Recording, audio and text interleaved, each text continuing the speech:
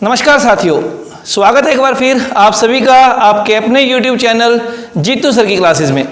मैं जितेंद्र सिंह जीतू एक बार फिर हाजिर हूँ आपके बीच लेकर आपके लिए इंग्लिश ग्रामर की एक नई क्लास। और आज की क्लास में जैसा कि आपको पता है हम पिछली क्लास वाले ही हमारे टॉपिक को कंटिन्यू करने वाले हैं। और पिछली क्लास में हमने जो टॉपिक शुरू किया था वो था वॉइस।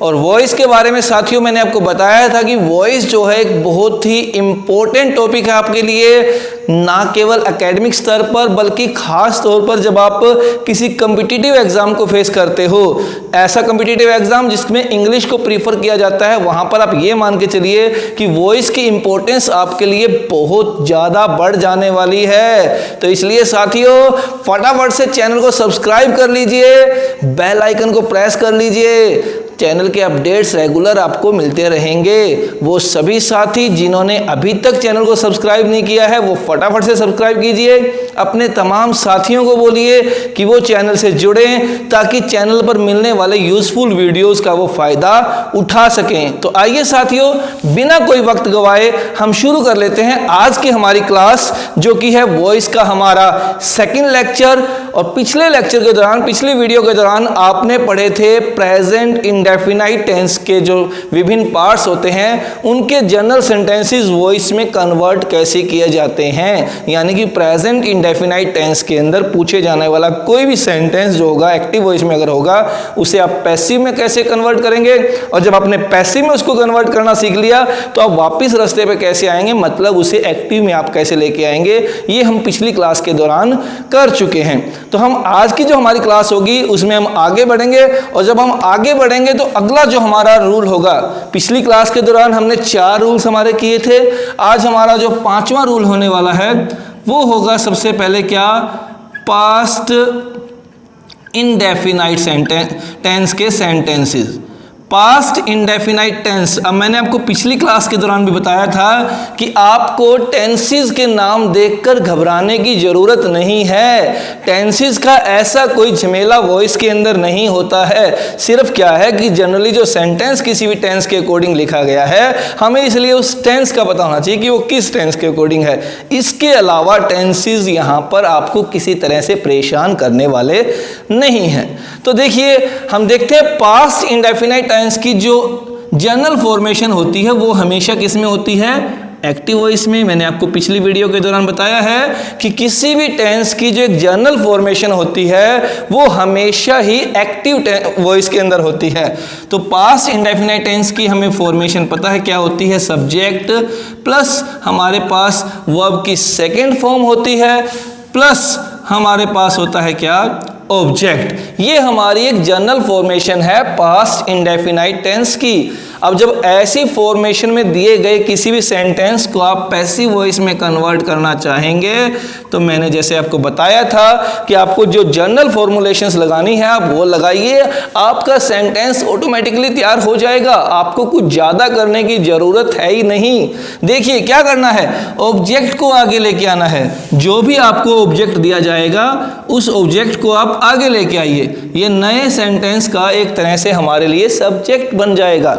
अब आपको बताया गया है कि चाहे आपके दिए गए सेंटेंस के अंदर हेल्पिंग वर्ब हो या ना हो, जब आप उसे पैसिव वॉइस में कन्वर्ट करने वाले हैं तो आपको एक हेल्पिंग वर्ब की जरूरत पड़ेगी।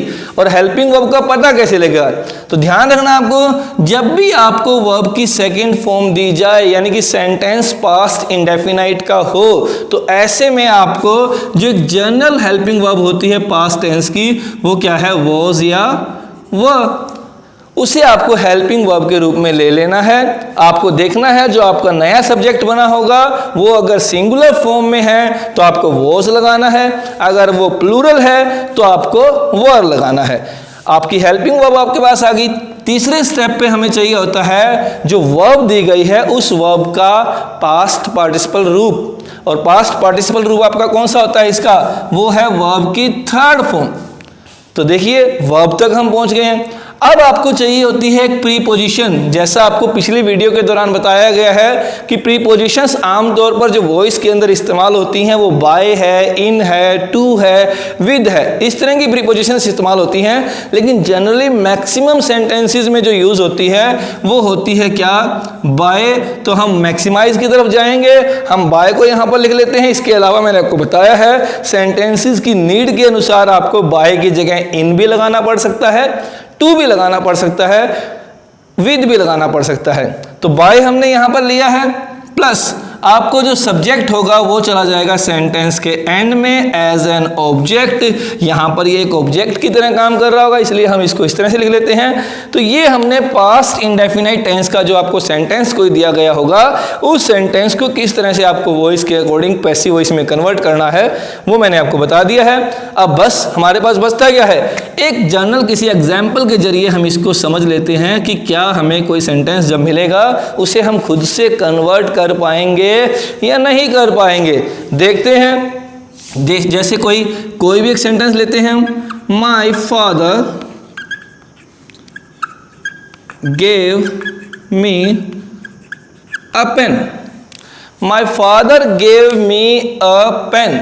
अब देखिए क्या हमारी फॉर्मेशन वही है जो हमें चाहिए है। हमें चाहिए है एक सब्जेक्ट, हमारे पास सब्जेक्ट कौन है, माई फादर। उसके बाद हमें चाहिए वर्ब की सेकंड फॉर्म। सेकंड फॉर्म हमें दी गई है क्या, गेव, गिव की सेकंड फॉर्म। और हमें चाहिए एक ऑब्जेक्ट। ऑब्जेक्ट क्या दिया है, ए पेन। लेकिन यहां पर देखिए डबल ऑब्जेक्ट। डबल ऑब्जेक्ट क्या है, मी भी है और ए पेन भी है। दो ऑब्जेक्ट आपको दिए गए हैं। जब दो ऑब्जेक्ट आपको इस तरह से दिए गए, इस तरह के सेंटेंसेस अक्सर अलग से समझे जाते हैं, लेकिन मैं यहीं पर आपको बता देता हूं। जब आपको दो ऑब्जेक्ट दिए जाएं, अब देखिए ध्यान से अगर आप देखेंगे तो ये है आपका ऑब्जेक्ट नंबर 1 और ये है आपका ऑब्जेक्ट नंबर 2। दो ऑब्जेक्ट हैं। अब आपके पास सबसे पहले समस्या ये है कि इनमें से किस ऑब्जेक्ट को आप आगे लेकर जाएंगे। तो जनरली अगर आपको बताया जाए तो आप किसी भी ऑब्जेक्ट को आगे लेकर जा सकते हैं, लेकिन फिर भी अगर एग्जैक्ट फॉर्म में अगर आप आए तो इन दोनों ऑब्जेक्ट में से जो ऑब्जेक्ट क्या के जवाब के रूप में आपको मिले, क्या, व्हाट के जवाब के रूप में जो आपको मिले उस ऑब्जेक्ट को आप प्रिफर कीजिए आगे लेके जाने के लिए। अब देखिए क्या है, व्हाट, क्या, ए पेन। क्या दिया है, ए पेन, एक पेन दिया है। तो हम ए पेन को आगे लेकर चले जाते हैं। देखिए इसको हम पैसिव वॉइस में यहां कन्वर्ट करने जा रहे हैं। तो अ पेन सिंगुलर है, सिंगुलर के साथ क्या लगेगा, वॉज लगेगा। गिव की थर्ड फॉर्म क्या होती है, गिव, गेव, गिवन। अब देखिए, अब समझने की चीज है, जो दूसरा ऑब्जेक्ट आपका बचा होगा आपके पास, वो बचता है अक्सर आपके पास कोई पर्सनल प्रोनाउन। जब आपके पास कोई पर्सन बच जाता है, कोई प्रोनाउन ऐसा बच जाता है, तो आपको उसके साथ क्या लगा देना है, टू लगा देना है। तो देखिए a pen was given to me. अब अगर आप चाहें तो सेंटेंस यहां तक भी अंडरस्टैंडिंग में आ जाता है, लेकिन हमारी कंप्लीट फॉर्मेशन पे हम लेके जाते हैं। A pen was given to me by, किसने दिया है, माई फादर। इतना ही सिंपल आपको इसको रखना है।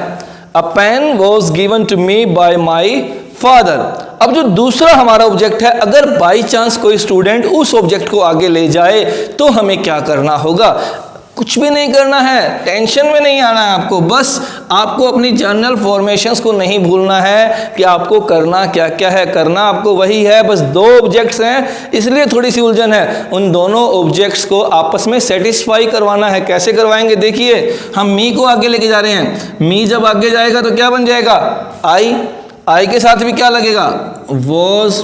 गिव की थर्ड फॉर्म फिर से क्या हो जाएगी, गिवन।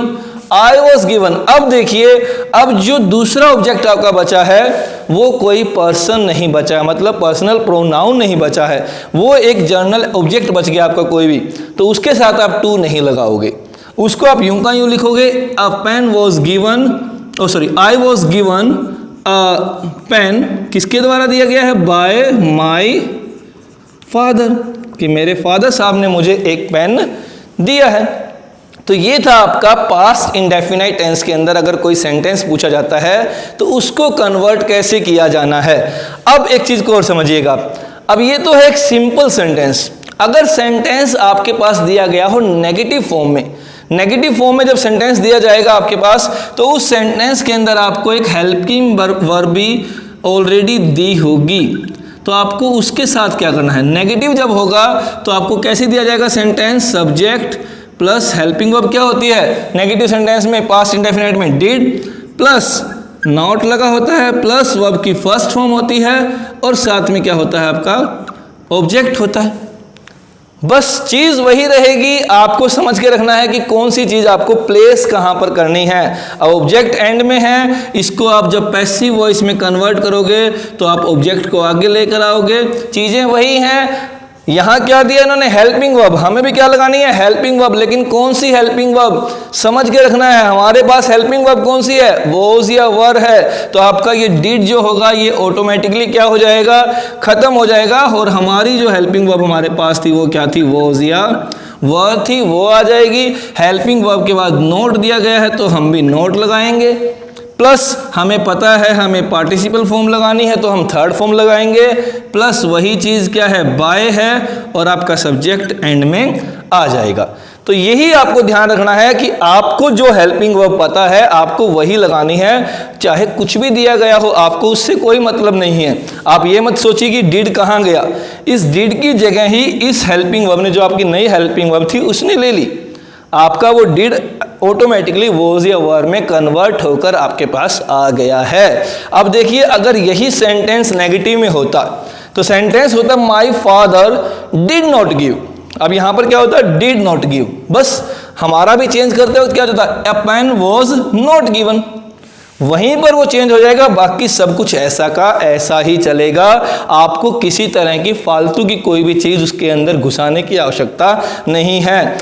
एक चीज़ और ध्यान रखनी है आपको, जब आप कॉम्पिटिटिव एग्जाम्स के अंदर जाते हैं तो कॉम्पिटिटिव एग्जाम्स के अंदर आपको किसी भी एक सेंटेंस के जवाब के रूप में 4 ऑप्शंस दिए जाते हैं, A B C D, आपको उन चारों ऑप्शन में से कोई भी एक ऑप्शन चूज करना होता है। तो यहाँ पर आपको ध्यान रखना है कि उन चारों ऑप्शंस में आपको बारीक बारीक सी डिफरेंसेस दिखाई देंगी। अब बारीक बारीक डिफरेंसेस क्या हो सकती हैं, वो यहीं पर हो सकती हैं कि वॉज की बजाय वर लगा दिया जाए, यहाँ पर थर्ड फॉर्म ना दी गई हो, या फिर जो मैंने ये बताया है कि ये टू यहाँ लगा, क्या होता है इसके साथ भी लगा दिया जाए, या फिर हो सकता है ये जो यहाँ बाय लगाया गया यहाँ पर बाय की बजाय टू लगा दिया जाए।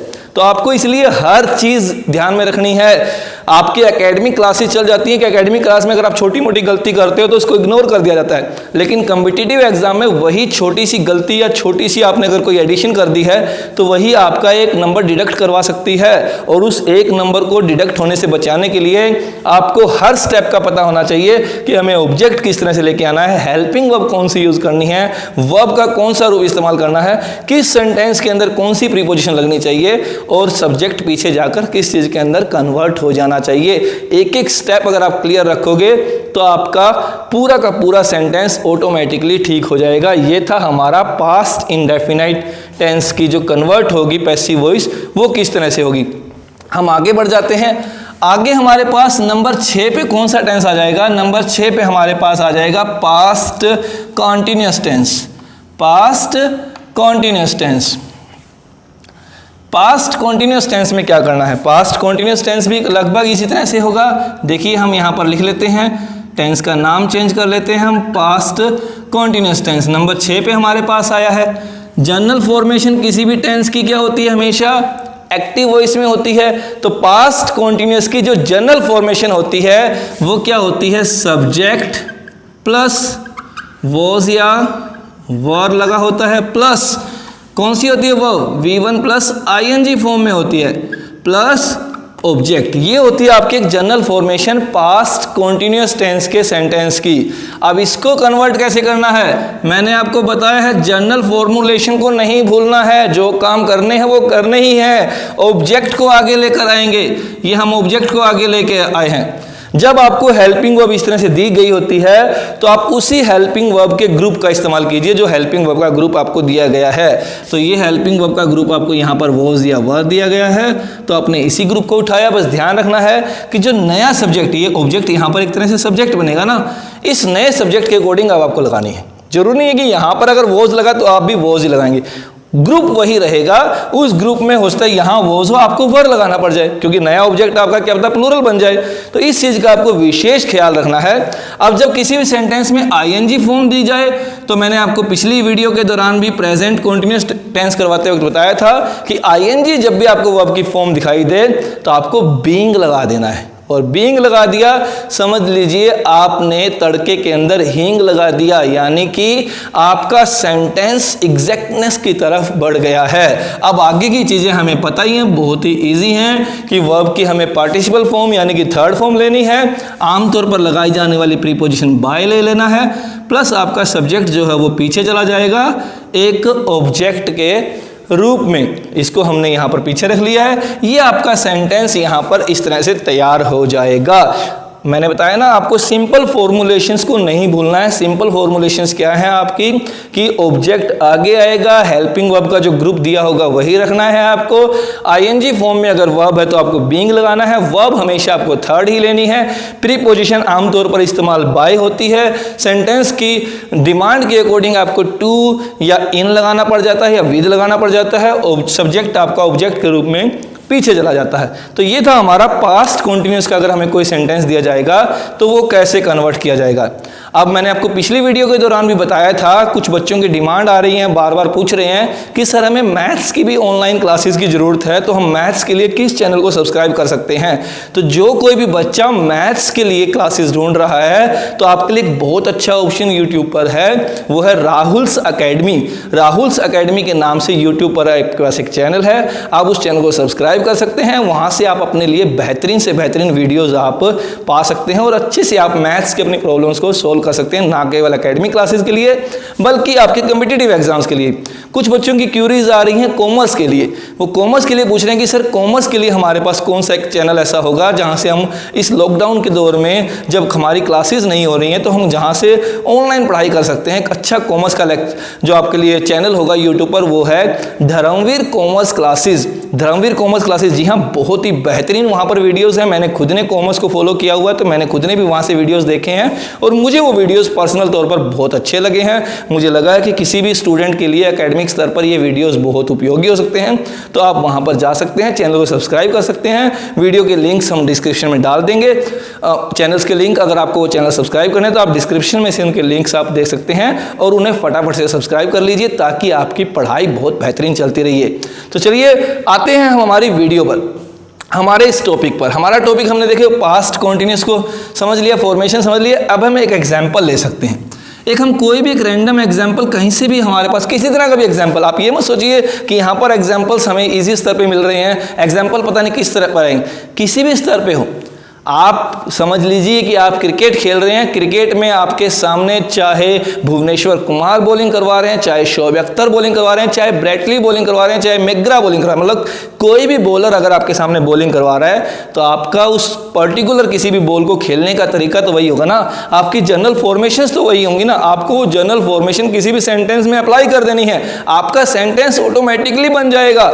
देखिए हम एक सेंटेंस, कोई भी सेंटेंस उठाते हैं, जैसे she was writing a letter। एक सिंपल सा बिल्कुल हमने सेंटेंस लिया यहाँ पर कि she was writing a letter।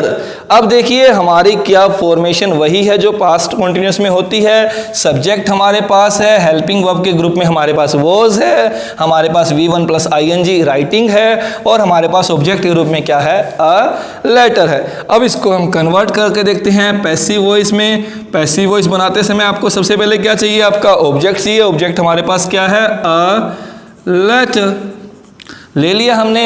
अब हमें चाहिए हेल्पिंग वर्ब का हमारा ग्रुप जो कि यहाँ पर है वॉज या वर। लेटर हमारा है यहाँ पर सिंगुलर और सिंगुलर के साथ क्या लगता है हमेशा, वॉज।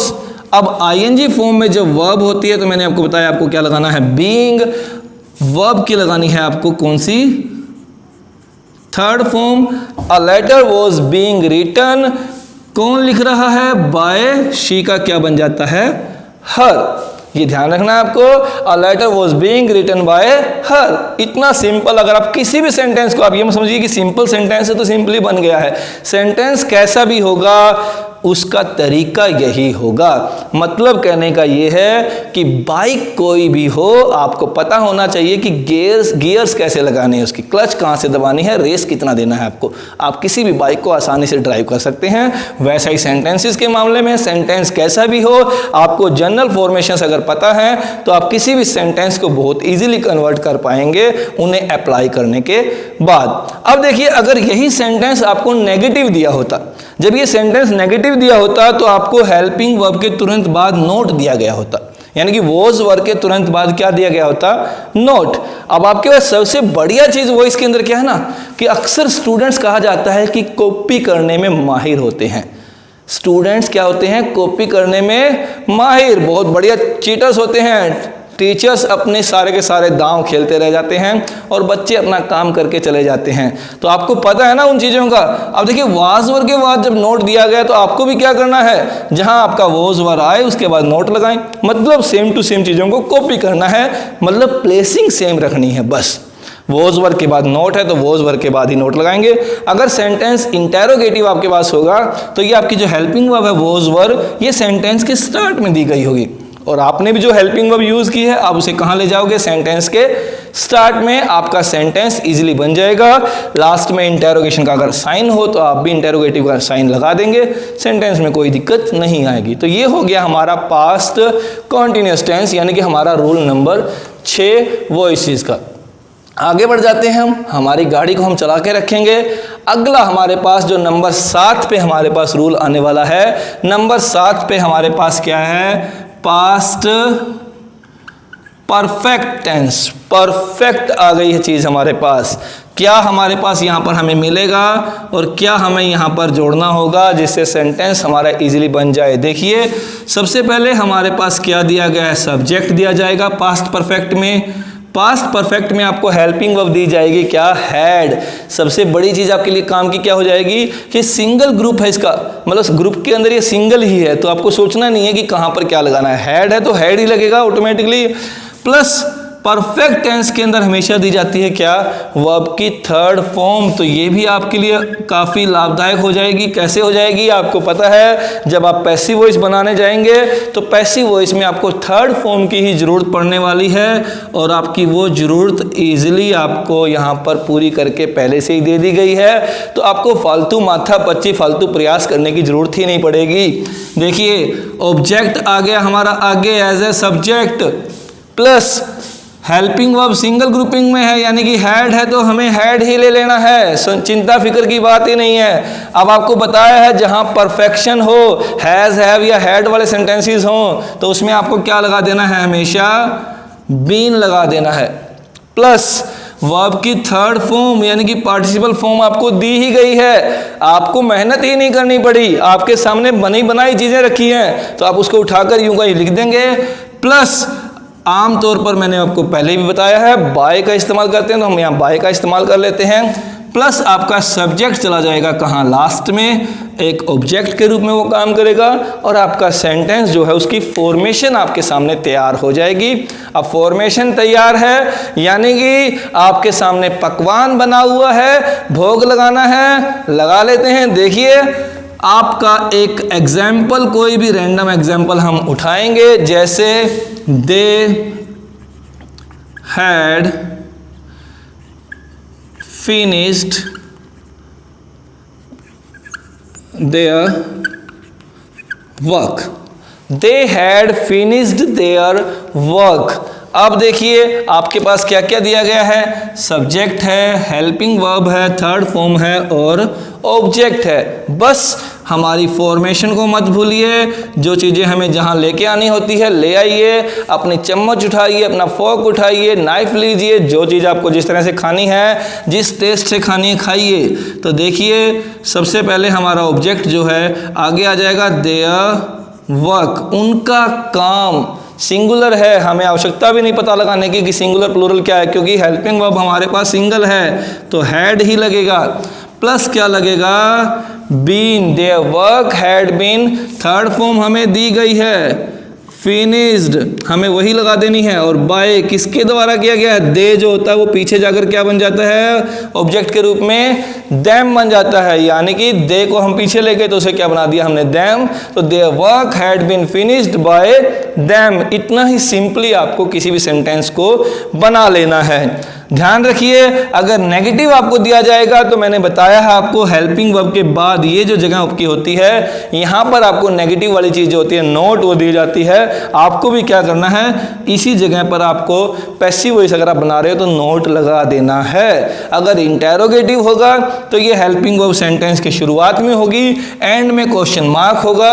आपको उन्हीं चीजों को कॉपी करके चलना है। हेल्पिंग वर्ब को शुरू में रखना है, लास्ट में सेंटेंस के आपको क्वेश्चन मार्क रखना है। आपका सेंटेंस इंटेरोगेटिव भी बन जाएगा। ये था हमारा पास्ट परफेक्ट टेंस। नंबर 8 पे हमारे पास आता है past perfect continuous tense.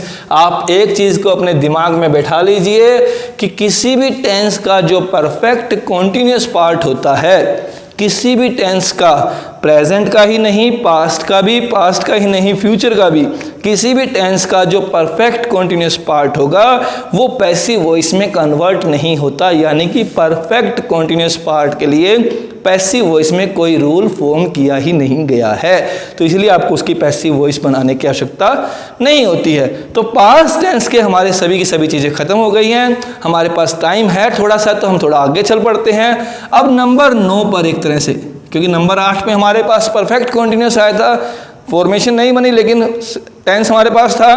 Number 9 पर हमारे पास क्या होता है, फ्यूचर इंडेफिनाइट टेंस। अब एक चीज को ध्यान रखिएगा, जो फ्यूचर टेंस है आपका, यहां से एक और वॉइस का रूल है, वो भी आपका साथ के साथ क्लियर हो जाता है। उस रूल का नाम क्या है, उस रूल का नाम आपके पास क्या है, वो होता है मॉड्यूलर सेंटेंसेस। मॉड्यूलर सेंटेंसेस कौन से होते हैं, यानी कि वो सेंटेंसेस जिनके अंदर मोडाल्स आ जाते हैं। और हमें पता है कि फ्यूचर टेंस में जो हमारी हेल्पिंग वो होती है विल या शैल, जो ऑक्सिलरी हम लगाते हैं, विल या शैल मोडाल्स का ही तो पार्ट है। तो जिस तरह से फ्यूचर टेंस बनेगा, फ्यूचर टेंस का कोई भी पार्ट बनेगा, मोडाल्स भी उसी तरह से बनते होंगे। तो देखते हैं सबसे पहले फ्यूचर इंडेफिनाइट वाले जो मोडाल्स उसमें जो इस्तेमाल होते हैं एक तरह से, वो कैसे कन्वर्ट होंगे। जनरल फॉर्मेशन हमेशा किस में होगी, एक्टिव में होगी। तो जनरल फॉर्मेशन जो हमारी होती है फ्यूचर इंडेफिनाइट की, वो क्या होती है, सब्जेक्ट प्लस विल या शैल दिया होता है। अब जब मॉड्यूलर सेंटेंसेस होंगे तो विल या शैल की बजाय यहाँ पर कोई और मोडाल हो सकता है, बात तो वही रहेगी। प्लस हमें पता है मोडाल्स के बाद क्या आती है, हमेशा वर्ब की फर्स्ट फॉर्म आती है, V1 आती है, प्लस ऑब्जेक्ट। तो मॉड्यूलर सेंटेंस की फॉर्मेशन भी ऐसी ही होने वाली है, ऐसी ही होने वाली है। तो जो रूल यहाँ पर चेंज करते वक्त लगाएंगे वही हमें मॉड्यूलर सेंटेंसेस के अंदर अप्लाई करना है। हमारे मॉड्यूलर सेंटेंसेस भी इजीली कन्वर्ट हो जाएंगे। तो देखते हैं हमारा कैसा रूल लगता है। जब इसको हम पैसिव वॉइस में कन्वर्ट करेंगे तो चीज़ें वही रहेंगी, ऑब्जेक्ट आगे आएगा, प्लस हमारा ग्रुप वही रहेगा विल या शैल का। बस आपको ध्यान रखना है कि विल या शैल की बजाय जब कोई और मोडाल होगा मॉड्यूलर सेंटेंसेस के अंदर तो वो सेम मोडाल रहेगा। सिर्फ विल या शैल का एक ग्रुप होता है जिसमें विल कहीं पर आता है, शैल कहीं पर आता है, दोनों लगभग सेम तरह से प्रयोग होते हैं। तो इसलिए हो सकता है कि यहाँ विल दिया जाए, नए सेंटेंस में शैल आ जाए, वो हो सकता है। लेकिन जब कोई और मोडाल होगा, अगर आपके पास कैन है, मस्ट है, आउट टू है, तो जो भी मोडाल है वही यहाँ पर आएगा, उसके अलावा कुछ नहीं आएगा। प्लस मोडाल्स हमेशा फर्स्ट फॉर्म कैरी करते हैं, तो फर्स्ट फॉर्म की कमी पूरी करने के लिए हम लगा देंगे बी, और बी के रूप के साथ थर्ड फॉर्म लगाई जा सकती है, जो कि हमारी पैसिव वॉइस की एक डिमांड होती है कि हमें वहाँ पर थर्ड फॉर्म चाहिए होती है, तो हमने लगा दी है। प्लस हम क्या लगाएंगे, एक प्रीपोजिशन, आमतौर पर प्रयोग होने वाली प्रीपोजिशन बाय, प्लस हमारा सब्जेक्ट चला जाएगा कहाँ, एंड में, एक ऑब्जेक्ट के रूप में। आपका सेंटेंस का जो फॉर्मेशन पार्ट है वो हमने यहाँ तक कंप्लीट कर लिया है। मैंने आपको बताया जनरल तरीके वही चलते हैं वॉइस के अंदर, कोई ज़्यादा बड़े चेंजेस नहीं आते। देखिए जैसे इस सेंटेंस के अंदर कुछ भी ऐसा बड़ा चेंज नहीं आया है, तो यही चीज़ें आपको समझ के रखनी है बस। अब देखिए अगर मॉड्यूलर सेंटेंस है तो मैंने आपको पहले ही बताया यहाँ पर कोई भी मोडाल होगा, बस इस हिस्से में आपको उस मोडाल का प्रयोग करना है, बाकी सब कुछ वही का वही रहने वाला है। एक किसी भी एग्जाम्पल के जरिए हम इसको समझ लेते हैं। जैसे दे विल इनवाइट अस, कि हमें यकीन है कि कोई कहीं फंक्शन कर रहा है, वो हमें इनवाइट करेगा। अब इनवाइट करेगा, इसको हम पैसिव वॉइस में चेंज करके देखते हैं। देखिए, जब इसको हम पैसिव वॉइस में चेंज करेंगे तो अस जो होता है वो जब सब्जेक्ट के रूप में जाता है तो बन जाता है कि वी। अब ये मैंने क्यों लिया है, ये आपको समझाने के लिए लिया। देखिए यहाँ पर विल आया है, लेकिन हमारा जो नया सब्जेक्ट आया है ये आया है क्या, वी यानी कि फर्स्ट पर्सन। और हमें पता है कि फर्स्ट पर्सन के साथ विल की बजाय क्या आता है, शैल आता है। तो मैंने बताया ना, इस ग्रुप में चेंज हो सकता है सिर्फ, लेकिन अगर यहीं पर कैन होता तो यहाँ पर भी कैन होता, यहीं पर मस्ट होता तो यहाँ पर भी मस्ट होता। उनमें चेंजेस नहीं होते, सिर्फ विल और शैल का एक ग्रुप है, उसमें चेंज हो सकता है। We shall be. इनवाइट की थर्ड फॉर्म क्या होगी, इनवाइटेड बाय। दे का क्या बन जाता है, देम। तो ये हो गया आपका फ्यूचर इंडेफिनाइट टेंस की जो पैसिव वॉइस बनानी है आपको वो। अब फिर से वही चीज, अगर नेगेटिव पार्ट होगा तो विल के बाद नोट लगा होगा, हम शैल के बाद नोट लगा देंगे। मतलब जो हेल्पिंग वो पार्ट हमारा आया है उसके बाद हमें नोट लगाना है। अगर इंटेरोगेटिव होगा तो हेल्पिंग वर्ब वाला जो पार्ट है वो आगे गया होगा, हमारा भी हेल्पिंग वर्ब वाला जो पार्ट होगा वो आगे चला जाएगा। आपको कुछ ज्यादा बड़ी मेहनत करने की जरूरत नहीं है, ज्यादा मत्था पच्ची आपको नहीं लगानी है। तो आगे बढ़ते हैं हम। अगला हमारे पास जो नंबर 10 पे जो हमारे पास टेंसेस का पार्ट आता है वो आता है future continuous tense. Future continuous tense, एक चीज और आपके लिए यहां पर है कि जो फ्यूचर कॉन्टिन्यूअस पार्ट होता है, कॉन्टिन्यूअस पार्ट फ्यूचर टेंस का, उसके लिए भी पैसिव वॉइस नहीं होती है। तो आपको उसके ऊपर भी मेहनत करने की जरूरत नहीं है, यानी कि फ्यूचर कॉन्टिन्यूअस टेंस के लिए भी आप पैसिव वॉइस नहीं बनाएंगे। अगला जो हमारा आएगा नंबर 11 पे जो हमारे पास टेंस आता है वो आता है क्या, फ्यूचर परफेक्ट टेंस। अब ये भी मॉड्यूलर सेंटेंसेस का पार्ट होगा, क्योंकि इसके अंदर भी मोडाल्स होते हैं। तो मॉड्यूलर सेंटेंसेस के अंदर इस तरह से भी मोडाल्स का प्रयोग आपको मिल सकता है। देखिए किस तरह से। फ्यूचर परफेक्ट टेंस की जो एक्टिव वॉइस होती है वो होती है सब्जेक्ट प्लस क्या होता है, विल या शैल, जो कि मोडाल्स का पार्ट भी है। यानी कि यहाँ पर विल या शैल की बजाय कोई और मोडाल भी हो सकता है। प्लस में क्या लगा होता है, हैव। प्लस वर्ब की थर्ड फॉर्म होती है, परफेक्ट है क्योंकि, और प्लस क्या होता है हमारे पास, ऑब्जेक्ट। अब देखिए मॉड्यूलर सेंटेंसेस में यहाँ पर कोई और मोडाल हो सकता है, चीज़ वही रहेगी। अगर ऐसा होगा तो कैसा होगा, देखते हैं हम। आपका ऑब्जेक्ट आ जाएगा कहाँ, सेंटेंस के फ्रंट में आ जाएगा, एक सब्जेक्ट के रूप में आ जाएगा। प्लस ग्रुप हमारे पास कौन सा है, विल या शैल वाला ही है। प्लस अब ध्यान रखना है, कुछ बच्चे कंफ्यूज हो जाते हैं कि यहाँ पर शायद हैज़ भी आ जाए, लेकिन नहीं, क्योंकि ये विल या शैल के बाद आया है मोडाल्स के साथ, और मोडाल्स के साथ हमेशा वर्ब का फर्स्ट फॉर्म जो होती है वर्ब की प्योरेस्ट फॉर्म में उसी का इस्तेमाल होता है। इसके लिए आप हमारा मोडाल्स वाला जो चैप्टर है उसको देख सकते हैं। मोडाल्स वाले वीडियो को अगर आप देखेंगे तो ये कंसेप्ट आपको क्लियर हो जाएगा कि मोडाल्स के बाद हमेशा वर्ब की फर्स्ट फॉर्म प्योर रूप में, और प्योर रूप कौन सा है, हैव के लिए हमारे पास वो हैव ही है। तो पैसिव वॉइस में भी हैव ही रहेगा। अब हमें पता है कि जहाँ पर हैज़, हैव या हैड आता है वहाँ पर क्या लगाना होता है, हमें बीन लगाना होता है। प्लस वर्ब की फॉर्म कौन सी आएगी, थर्ड ही आएगी। प्लस आमतौर पर आने वाली हमारी प्रीपोजिशन बाय है। प्लस सब्जेक्ट हमारा ऑब्जेक्ट के रूप में हमारे पास आ जाएगा। यानी कि मॉड्यूलर सेंटेंसेस अगर होंगे तो विल या शैल की बजाय कैन हो सकता है, कुड हो सकता है, मे हो सकता है, माइट हो सकता है, बाकी सब कुछ वही का वही रहेगा। एक एग्जाम्पल के जरिए हम इसको भी समझने की कोशिश करते हैं। तो एग्जाम्पल देखते हैं हम, जैसे he will have beaten his brother। beaten his brother यानी कि अपने भाई को पीट चुका होगा शायद। अब सेंटेंस कोई भी रहे, आपकी फॉर्मेशन का पार्ट वही रहेगा। इसको जब हम पैसिव वॉइस में चेंज करेंगे तो हमारा ऑब्जेक्ट क्या है, हिज ब्रदर, उसे हम आगे ले आएंगे। अब हिज ब्रदर ये भी थर्ड पर्सन का भाग है, तो इसके साथ भी क्या लगेगा, विल ही लगेगा। प्लस हैव ही लगेगा, और हैव के बाद क्या लगेगा, बीन लगेगा। बीटन हमारे पास थर्ड फॉर्म दी ही हुई है, बाय किसके द्वारा, हिम के द्वारा। अगर आप यहाँ तक भी छोड़ देते हो तो अंडरस्टूड होता है, लेकिन कम्पिटिटिव एग्जाम में ये चीज़ भी आपके लिए इंपॉर्टेंस रखती है कि बाय वगैरह की जगह पे क्या पता यहाँ टू लगा दिया जाए और आपसे पूछा जाए कि क्या ये वाला ऑप्शन ठीक है, लेकिन आपका ऑप्शन कौन सा ठीक है, बाय वाला ठीक होगा। तो ये था आपका फ्यूचर परफेक्ट टेंस के लिए चीज़। वही अगर नेगेटिव होगा तो विल या शैल के बाद आपको नोट मिलेगा, आपको भी विल या शैल के बाद ही नोट रखना है। इंटेरोगेटिव में विल या शैल आगे होगा, आपको भी उसको आगे ले आना है, ज़्यादा कुछ भी झमेला नहीं है। अगला टेंस हमारे पास जो होगा नंबर 12 पे future perfect continuous. Perfect continuous के बारे में मैं आपको पहले बता चुका हूँ कि परफेक्ट कॉन्टिन्यूस पार्ट जो होता है किसी भी टेंस का होता है उसके लिए पैसिव वॉइस नहीं होती है, यानी कि passive formation perfect continuous tenses के लिए नहीं होती है, तो उसे करने की हमें आवश्यकता नहीं है। ये हमारा जो टेंसेस वाला पार्ट है वॉइस का वो हमारा कंप्लीट हो गया है। ध्यान रखिए टॉपिक हमारा कंप्लीट नहीं हुआ है, टॉपिक में अभी आगे हमारे पास और बहुत सारी इंपॉर्टेंट चीज़ें हैं। जिस तरह की चीज़ें अक्सर कम्पिटिटिव एग्जाम में ज़्यादा पूछी जाती हैं उन्हें हमने हमारी अगली जो वीडियो आएगी उसके अंदर डिस्कस करेंगे। आज के इस लेक्चर में हम इसको यहीं तक रखेंगे। आपका टेंसेस का जो पार्ट है, मतलब टेंसेस के अकॉर्डिंग जो वॉइसेस चेंज होती हैं वो पार्ट आपका यहाँ पर फिनिश हो गया है। होपफुली आपको हर एक कंसेप्ट बिल्कुल अच्छे से क्लियर हो गया होगा, आपको मज़ा आ रहा होगा, आपके लिए पढ़ाई जो है वो इंटरेस्टिंग बनती जा रही होगी। तो इसी तरह से हमारे आने वाले वीडियोस को भी देखते रहिए, अपना सपोर्ट हमें देते रहिए।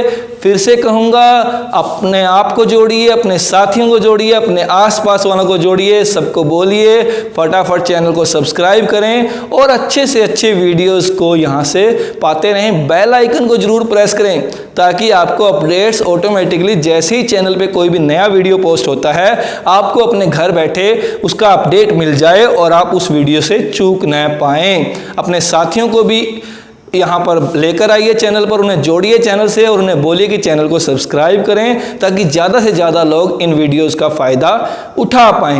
मैंने आपको पहले ही बताया है, जो बच्चे मैथमेटिक्स की क्लासेस के बारे में पूछ रहे थे, मैथमेटिक्स के लिए आपके पास एक बहुत ही अच्छा चैनल यूट्यूब पर मौजूद है जिसका नाम है राहुल्स अकेडमी। आप उस चैनल को सब्सक्राइब कर लीजिए, मैथमेटिक्स की बेहतरीन क्लासेज आप वहाँ से पा सकते हैं। इसी तरह से जो कॉमर्स स्टूडेंट हमारे इस चैनल से जुड़े हुए हैं, अगर आप कॉमर्स की कुछ अच्छी क्लासेस पाना चाहते हैं तो कॉमर्स के लिए आपके पास यूट्यूब पर एक बहुत बढ़िया चैनल है जिसका नाम है धर्मवीर कॉमर्स क्लासेस। आप उस चैनल को सब्सक्राइब कर लीजिए और वहां से आप अपनी कॉमर्स की सभी तरह की प्रॉब्लम्स के सॉल्यूशन पा सकते हैं। होपफुली आप हमसे यूं ही जुड़े रहेंगे और हम भी कोशिश करते रहेंगे कि आपके लिए बढ़िया से बढ़िया, अच्छे से अच्छे नॉलेजफुल वीडियोज इसी तरह से लाते रहें। धन्यवाद, शुक्रिया, थैंक यू।